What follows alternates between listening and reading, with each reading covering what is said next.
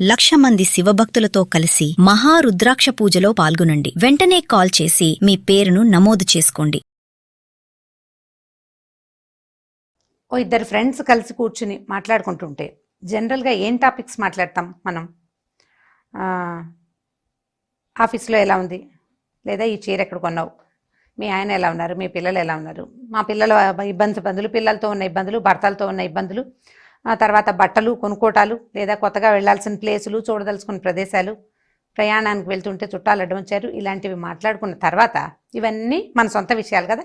వీటి తర్వాత ఆఫీస్లో కొలీగ్స్ గురించో, పక్కింటి వాళ్ళ గురించో, లేదా మన కజిన్స్ గురించో ఏదైనా ఒక ఇంట్రెస్టింగ్ టాపిక్ విషయం ఉంటే దాని గురించి మనం మాట్లాడుతుంటాం.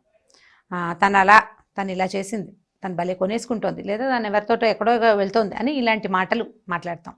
అయితే ఈ మాటలు మనం ఇద్దరం మాట్లాడుకున్నప్పుడు చాలా బాగుంటుంది. ఇప్పుడు మన ఇద్దరం మాట్లాడుకున్నాక ఈ ఇద్దరు కలిసి ఇద్దరు వేరువేరు వ్యక్తులకు చెప్పారనుకోండి, అదేదో సినిమాలో చిరంజీవి గారు చెప్పినట్టుగా ఒక చోట నుంచి ఇంకో చోటకి ఓ వ్యక్తి 3 వ్యక్తులకు చెప్పాలి, ఆ ముగ్గురు మరో ముగ్గురికి చొప్పున ఇలా వరుసగా వెళ్ళి ఈ చైన్ ఎక్కడ ఎండ్ అవుతుంది? మొదట ఆ అమ్మాయి బైక్ వేసుకుని తిరుగుతుంది దగ్గర స్టార్ట్ అయ్యి, చివరి ఆ అమ్మాయి చాలా చెడ్డ పని చేసింది దగ్గర ఎండ్ అవుతుంది. మనం మొదలుపెట్టింది ఎక్కడ? అమ్మాయి బైక్ మీద తిరిగేస్తుంది ఇష్టారాజ్యంగా. ఇక్కడి నుంచి మొదలుపెట్టి చివరికి దాని ఇష్టారాజ్యపు జీవితం ఏదో వేరే చెడ్డ పనిగా పరిణమిస్తుంది. నోటి నుంచి నోటికి మారేసరికల్లా సెంటెన్సెస్ మారిపోతాయి. కొన్ని స్వకపోల కల్పితాలు ఉంటాయి, అంటే మన నోట్లో పుట్టినవి కూడా జరుగుతుంటాయి.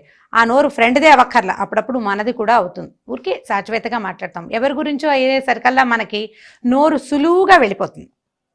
అది మన మ్యాటర్ అయితే కొంచెం జాగ్రత్తగా చెప్తాం, కానీ ఎవరి గురించి అయినా చెప్పేటప్పుడు మనకి జాగ్రత్త ఎందుకు ఉంటుంది? జాగ్రత్త ఉండదు. అయితే ఇలా మాట్లాడే సందర్భాల్లో స్నేహాలు పోతాయి, కుటుంబాలు పాడవుతాయి, ఆఫీస్లో ఒక బ్యాడ్ అట్మాస్ఫియర్ ఏర్పడుతుంది, కుటుంబాల్లో కూడా బ్యాడ్ అట్మాస్ఫియరే ఉంటుంది. సో దీన్ని కంట్రోల్ చేయాలి. ఎలా కంట్రోల్ చేయాలి అంటే, మొదట నోటికి, ఆ తర్వాత చెవులకి, రెండిటికి తాళం వేయాలి. నాలుగుకి పదును తగ్గించుకోవాలి, చెవికి మంచి షటర్ డోర్ లాంటిది పెట్టుకోవాలి. దీని మీద ఒక ఇంట్రెస్టింగ్ కథ ఉందండి.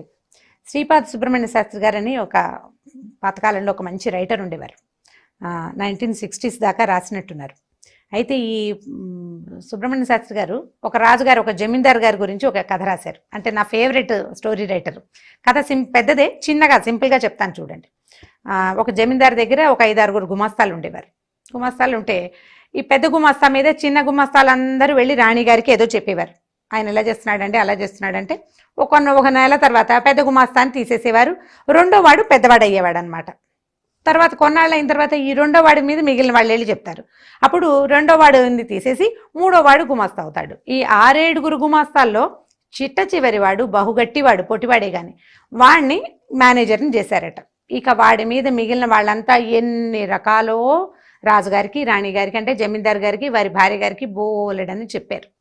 ఆయనకి ఏం చేయాలో తెలియలా. ఈ ఉన్న గుమాస్తాలందరినీ తీసేస్తుంటే ప్రతిసారి ఏ కొత్త వాడిని పెడతాం? వీడు చూస్తే ఉద్దండ పిండలాగా ఉన్నాడు, కొన్ని పనులు బాగా చేస్తున్నాడు, కానీ మిగిలిన గుమాస్తాలకి కొంచెం ఇబ్బంది కలగజేస్తున్నాడు. ఏం చేయాలని ఆలోచించి ఓ రోజు సాయంకాలం అతని దగ్గరికి వచ్చారట. వస్తే ఆయన సాయంకాలం 6 అయ్యేసరికి తాళాలు వేసుకుని వెళ్ళిపోయేవాడు. ఆఫీస్ని చాలా గట్టిగా మేనేజ్ చేశాడు. అంటే ఇతను స్ట్రైట్గా ఉండటం వల్ల మిగిలిన వాళ్ళకి కొన్ని ఇబ్బందులు వస్తున్నాయి అన్నమాట.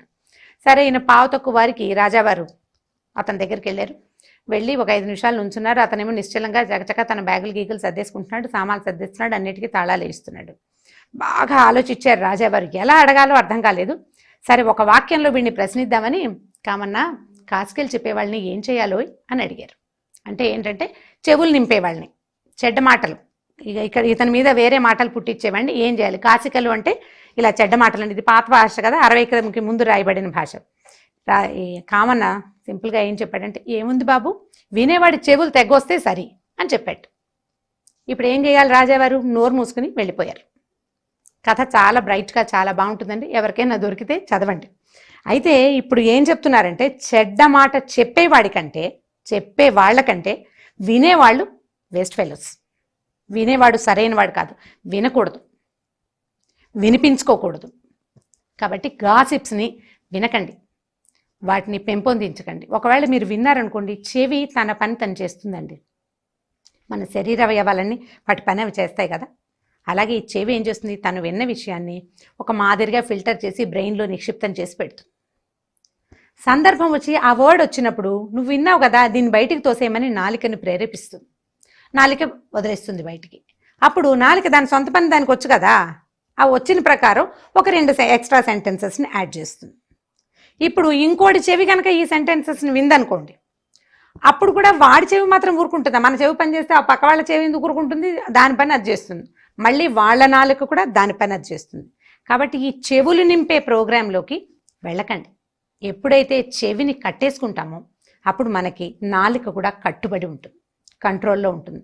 హుందా అయిన ప్రవర్తన మీ సొంతం అవుతుంది. ఎక్కువ మాట్లాడద్దు, ఎక్కువ వినద్దు. ఒకవేళ విన్నా దాన్ని బాగా ఫిల్టర్ చేయటాన్ని ప్రాక్టీస్ చేయండి.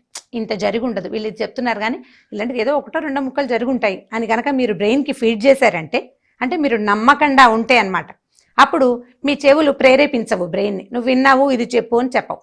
అప్పుడు నాలుక కూడా మామూలుగా పనిచేస్తుంది, దాని గురించి ఏం పెద్ద పట్టించుకోదు. కాబట్టి చెవులని ఎలా ప్రేరేపించాలి, అవి అక్కడి నుంచి బ్రెయిన్లోకి ఎలా వెళ్ళాలి, అక్కడి నుంచి నాలుక మీదకి ఎలా రావాలి అనేది కనుక వన్స్ ప్రాక్టీస్ చేస్తే మన తాలూకు జనరల్ హ్యూమన్ డీలింగ్స్ చాలా ఎక్సలెంట్గా ఉంటాయండి. చాలా అద్భుతంగా ఉంటుంది.